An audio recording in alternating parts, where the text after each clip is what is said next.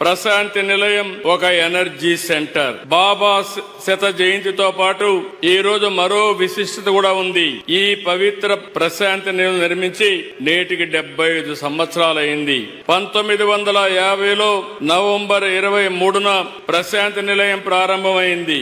ఆ తర్వాత బాబా దర్శనానికి, బాబా ప్రవచనాలకు, ఆధ్యాత్మిక సంబరానికి ప్రశాంతి నిలయం వేదిక అయింది.